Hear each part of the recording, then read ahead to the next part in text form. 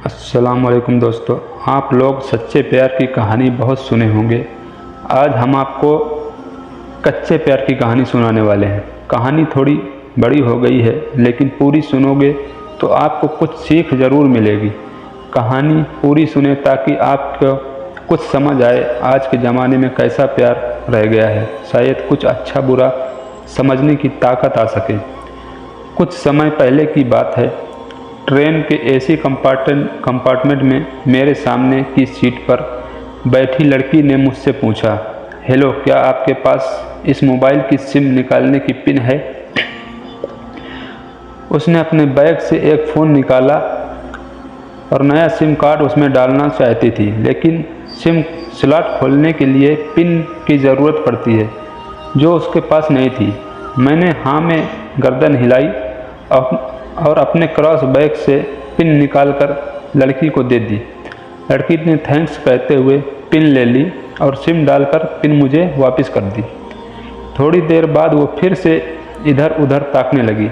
मुझसे रहा नहीं गया। मैंने पूछ लिया, कोई परेशानी? वो बोली, सिम स्टार्ट नहीं हो रही है। मैंने मोबाइल मांगा, उसने दिया। मैंने उससे कहा कि सिम अभी एक्टिवेट नहीं हुई है, थोड़ी देर में हो जाएगी। एक्टिव होने के बाद आईडी वेरिफिकेशन होगा, उसके बाद आप इसे इस्तेमाल कर सकेंगी। लड़की ने पूछा, आईडी वेरिफिकेशन क्यों? मैंने कहा, आजकल सिम वेरिफिकेशन के बाद एक्टिव होती है। जिस नाम से ये सिम उठाई गई है उसका ब्यौरा पूछा जाएगा, बता देना। लड़की बुदबुदाई। ओह, मैंने दिलासा देते हुए कहा, इसमें कोई परेशानी की कोई बात नहीं है।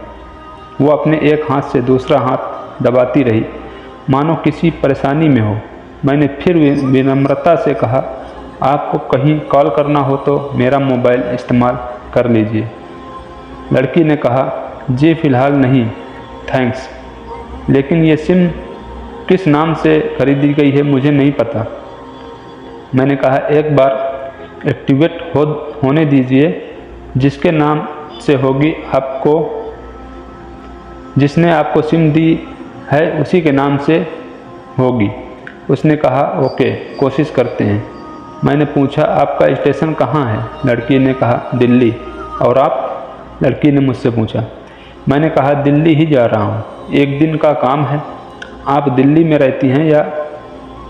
लड़की बोली, नहीं, दिल्ली में कोई काम नहीं है, ना ही मेरा घर है वहाँ। तो मैंने उत्सुकतावश पूछा। वो बोली, दरअसल ये दूसरी ट्रेन है जिसमें आज मैं हूँ और दिल्ली से तीसरी गाड़ी पकड़नी है, फिर हमेशा के लिए आज़ाद, लेकिन किस तरह की कैद से? मुझे फिर जिज्ञासा हुई, किस कैद में थी ये कमसिन अल्लड़ सी लड़की? लड़की बोली, उसी कैद में थी जिसमें हर लड़की होती है, जहाँ घरवाले कहें शादी कर लो, जब जैसा कहें वैसा करो। मैं घर से भाग चुकी हूँ। मुझे ताज्जुब हुआ, मगर अपने ताज्जुब को छुपाते हुए मैंने हंसते हुए पूछा, अकेली भाग रही हैं आप? आपके साथ कोई नज़र नहीं आ रहा? वो बोली, अकेली नहीं, साथ में कोई है। मेरे प्रश्न ख़त्म नहीं हो रहे थे। दिल्ली से एक और ट्रेन पकड़ूंगी, फिर अगले स्टेशन पर वो जनाब मिलेंगे और उसके बाद हम किसी को नहीं मिलेंगे। ओह, तो ये प्यार का मामला है? उसने कहा, जी। मैंने उससे बताया कि मैंने भी लव मैरिज की है। ये बात सुनकर वो खुश हुई, बोली, वाह, कैसे, कब? लव मैरिज की बात सुनकर वो मुझसे बात करने में रुचि लेने लगी। मैंने कहा, कब, कैसे, कहाँ, वो मैं बाद में बताऊंगा। पहले आप बताओ, आपके घर में कौन कौन है? उसने होशियारी बरतते हुए कहा, वो मैं आपको क्यों बताऊं? मेरे घर में कोई भी हो सकता है, मेरे पापा, माँ, भाई, बहन, या हो सकता है भाई ना हो, सिर्फ बहनें हों, या ये भी हो सकता है कि बहनें हों और दो चार गुस्सा करने वाले बड़े भाई हों। मतलब मैं आपका नाम भी नहीं पूछ सकता। मैंने काउंटर मारा। वो बोली, कुछ भी नाम हो सकता है मेरा, टीना, मीना, रीना, कुछ भी। बहुत बातूनी लड़की थी वो। थोड़ी इधर उधर की बातें करने के बाद उसने मुझे टॉफ़ी दी, जैसे छोटे बच्चे देते हैं क्लास में। बोली आज मेरा बर्थडे है। मैंने उसकी हथेली से टॉफ़ी उठाते बधाई दी और पूछा कितनी साल की हुई हो। वो बोली 18। मतलब भागकर शादी करने की कानूनी उम्र हो गई आपकी। वो हंसी। कुछ ही देर में काफ़ी फ्रैंक हो चुके थे हम दोनों, जैसे बहुत पहले से जानते हों एक दूसरे को। मैंने उसे बताया कि मेरी उम्र 35 साल है, यानी 17 साल बड़ा हूँ। उसने चुटकी लेते हुए कहा लग तो नहीं रहे हो। मैं मुस्कुरा दिया। मैंने उससे पूछा तुम घर से भागकर आई हो, तुम्हारे चेहरे पर चिंता के निशान जरा भी नहीं है। इतनी बेफिक्री मैंने पहली बार देखी है। खुद की तारीफ सुनकर वो खुश हुई। बोली मुझे उन जनाब ने, मेरे लवर ने पहले से ही समझा दिया था कि जब घर से निकलो तो बिल्कुल बिंदास रहना, घर वालों के बारे में बिल्कुल मत सोचना, बिल्कुल अपना मूड ख़राब मत करना, सिर्फ मेरे और हम दोनों के बारे में सोचना। और मैं वही कर रही हूँ। मैंने फिर चुटकी ली। कहा उसने तुम्हें मुझ जैसे अनजान मुसाफिर से दूर रहने की सलाह नहीं दी? उसने हंसकर जवाब दिया नहीं, शायद वो भूल गया होगा ये बताना।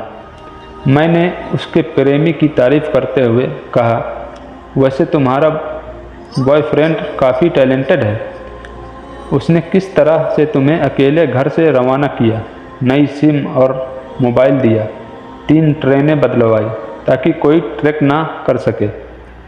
Very talented person. लड़की ने हामी भरी।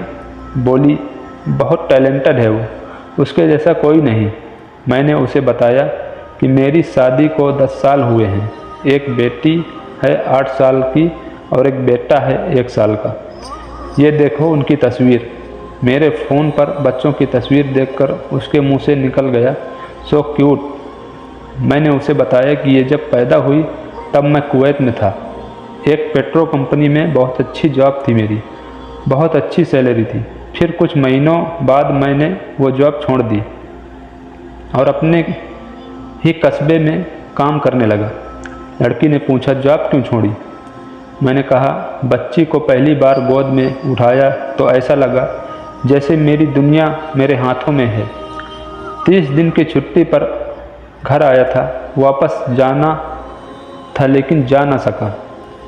इधर बच्ची का बचपन खर्च होता रहे, उधर मैं पूरी दुनिया कमा लूँ तब भी घाटे का सौदा है। मेरी 2 टके की नौकरी, बचपन उसका लाखों का। उसने पूछा क्या बीवी बच्चों को साथ नहीं ले जा सकते थे वहाँ? मैंने कहा काफ़ी टेक्निकल मामलों से गुजरकर एक लंबे समय के बाद रख सकते हैं। उस वक्त ये मुमकिन नहीं था। मुझे दोनों में से एक को चुनना था, आलीशान रहन सहन के साथ नौकरी या परिवार। मैंने परिवार चुना। अपनी बेटी को बड़ा होते देखने के लिए मैं कुवैत वापस गया था, लेकिन अपना इस्तीफ़ा देकर लौट आया।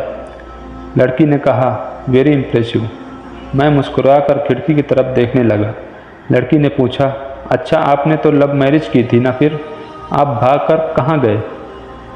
कैसे रहे और कैसे गुजारे वो वक्त? उसके हर सवाल और हर बात में मुझे महसूस हो रहा था कि ये लड़की लड़कपन के शिखर पर है, बिल्कुल नासमझ और मासूम छोटी बहन सी। मैंने उसे बताया कि हमने भागकर शादी नहीं की और ये भी है कि उसके पापा ने मुझे पहली नज़र में सख्ती से रिजेक्ट कर दिया था। उन्होंने आपको रिजेक्ट क्यों किया? लड़की ने पूछा। मैंने कहा रिजेक्ट करने का कुछ भी कारण हो सकता है, मेरी जाति, मेरा काम, घर, परिवार। बिल्कुल सही। लड़की ने सहमति जताई, दर्ज कराई और आगे पूछा फिर आपने क्या किया?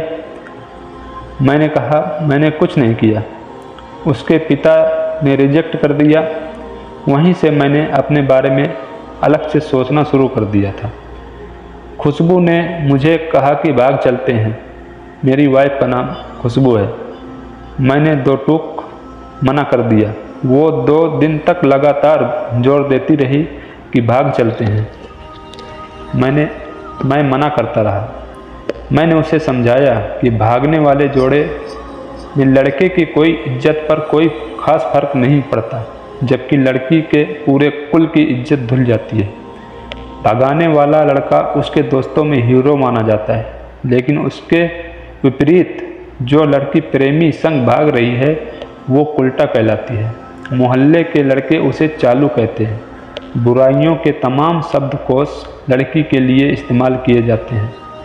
भागने वाली लड़की आगे चलकर 60 साल की बुढ़ी भी हो जाएगी, तब भी जवानी में किए गए उस कांड का कलंक उसके माथे पर से नहीं मिटता। मैं मानता हूँ कि लड़का लड़की को तौलने का ये दोहरा मापदंड गलत है, लेकिन हमारे समाज में है तो यही। ये नज़रिया गलत है, मगर सामाजिक नज़रिया यही है। वो अपने नीचे का होंठ दांतों तले पीसने लगी। उसने पानी की बोतल का ढक्कन खोलकर एक घूंट पिया। मैंने कहा, अगर मैं उस दिन उसे भगा ले जाता तो उसकी माँ तो शायद कई दिनों तक पानी भी न पीती। इसलिए मेरी हिम्मत ना हुई कि ऐसा काम करूं। मैं जिससे प्रेम करूं, उसके माँ बाप मेरे माँ बाप के समान ही हैं, चाहे शादी ना हो तो ना सही। कुछ पल के लिए वो सोच में पड़ गई, लेकिन मेरे बारे में और अधिक जानना चाहती थी। उसने पूछा, फिर आपकी शादी कैसे हुई? मैंने बताया कि खुशबू की सगाई कहीं और कर दी गई थी। धीरे धीरे सब कुछ नॉर्मल होने लगा था। खुशबू और उसके मंगेतर की बातें भी होने लगी फ़ोन पर, लेकिन जैसे जैसे शादी नज़दीक आने लगी, उन लोगों की डिमांड बढ़ने लगी। डिमांड मतलब? लड़की ने पूछा। डिमांड का एक ही मतलब होता है, दहेज की डिमांड। परिवार में सबको सोने से बने तोहफे दो, दूल्हे को लग्जरी कार चाहिए, सास और ननंद को नेकलेस दो, वगैरह वगैरह। बोले, हमारे यहाँ रीत है। लड़का भी इस रीत की अदायगी का पक्षधर था। वो सगाई मैंने तुड़वा डाली, इसलिए नहीं कि सिर्फ मेरी शादी उससे हो जाए, बल्कि ऐसे लालची लोगों में खुशबू कभी खुश नहीं रह सकती थी, ना उसका परिवार। फिर किसी तरह घर वालों को समझा बुझाकर मैं फ्रंट पर आ गया और हमारी शादी हो गई। ये सब किस्मत की बात है। लड़की बोली, चलो अच्छा हुआ आप मिल गए, वरना वो गलत लोगों में फंस जाती। मैंने कहा, ज़रूरी नहीं कि माता पिता का फैसला हमेशा सही हो, और ये भी ज़रूरी नहीं कि प्रेमी जोड़े की पसंद सही हो। दोनों में से कोई भी गलत या सही हो सकता है। काम की बात यहाँ ये है कि कौन ज़्यादा वफादार है। लड़की ने फिर से पानी का घूंट लिया और मैंने भी। लड़की ने तर्क दिया कि हमारा फैसला गलत हो जाए तो कोई बात नहीं, उन्हें ग्लानि नहीं होनी चाहिए। मैंने कहा, फैसला ऐसा हो जो दोनों का हो, बच्चों और माता पिता दोनों की सहमति, वो सबसे सही है। बुरा मत मानना, मैं कहना चाहूँगा कि तुम्हारा फैसला तुम दोनों का है, जिसमें तुम्हारे पेरेंट्स शामिल नहीं हैं। ना ही तुम्हें इश्क का असली मतलब पता है अभी। उसने पूछा, क्या है इश्क? क्या है इश्क का सही अर्थ? मैंने कहा, तुम इश्क में हो, तुम अपना सब कुछ छोड़कर चली आई, ये सच्चा इश्क है। तुमने दिमाग पर जोर नहीं दिया, ये इश्क है। फ़ायदा नुकसान नहीं सोचा, यह इश्क है। तुम्हारा दिमाग दुनियादारी के फितूर से बिल्कुल खाली था, उस खाली जगह में इश्क का फितूर भर दिया गया। जिन जनाब ने इश्क को भरा, क्या वो इश्क में नहीं है?